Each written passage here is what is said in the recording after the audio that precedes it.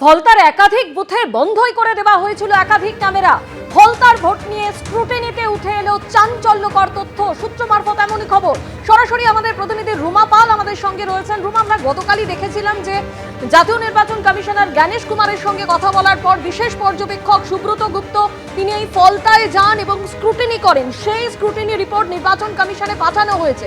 কি বলা হয়েছে তাতে? দেখো, জানি রাখি তোমার ডায়মন্ড হারবার থেকে 4টে বুথ এবং মগরাহাট পশ্চিম থেকে 11টি বুথের যে রিপোর্টের প্রস্তাব পাঠানো হয়েছে এবং ফলতায় 30টি বুথ নজরে রয়েছে। এবং জানি রাখি যে ফলতায় কিন্তু রিপোর্টের স্ক্রুটিনিতে কিন্তু চাঞ্চল্যকর তথ্য উঠে এসেছে। কি সেই তথ্য? দেখা গেছে যেদিনকে সেকেন্ড ফেজ ইলেকশন ছিল সেখানে একাধিক বুথে ক্যামেরাই অফ ছিল এবং ক্যামেরা অফ থাকার জন্য নেটওয়ার্ক সিস্টেমের অনেকটা নেটওয়ার্ক সিস্টেম ঠিক না থাকার জন্য কিন্তু সেই সমস্ত ছবি একদম কমিশনের যে ওয়েবসাইটে উঠে আসেনি। এবং দুপুর 1টা নাগাদ প্রিসাইডিং অফিসার জানান যে টেপ রিমুভড, অর্থাৎ সেই সময় পর্যন্ত 58% কিন্তু ভোট পড়ে গিয়েছিল। এবং দেখা গেছে যে 58% ভোট পড়ে গিয়েছিল এবং একটি মাত্র দলের দিকেই কিন্তু সেই ভোট পড়েছিল, যেহেতু টেপ লাগানো ছিল। এই সমস্ত তথ্য কিন্তু উঠে আসছে। অন্যদিকে জানিয়ে রাখি যে ইসিআইয়ের কাছে কিন্তু রিপোর্ট পাঠানো হয়েছে।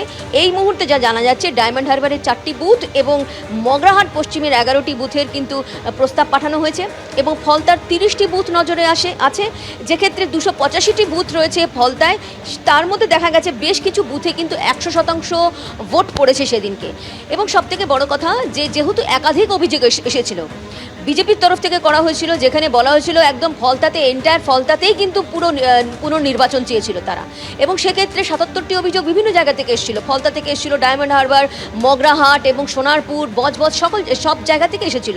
সমস্ত খতিয়ে দেখা হয়েছে। কালকে আবার বিশেষ পর্যবেক্ষক গিয়েছিলেন, স্ক্রুটিনি শেষ হয়েছে, রাত পর্যন্ত শেষ হয়েছে, সকালে কিন্তু রিপোর্ট পাঠানো হয়েছে এবং আজ সন্ধ্যে পর্যন্ত জানা যাবে নির্বাচন কমিশন কোথায় রিপোর্ট করাচ্ছে এবং কত নম্বর বুথে করা হবে, সেটাও কিন্তু নির্বাচন কমিশনের তরফ থেকেই জানা যাবে।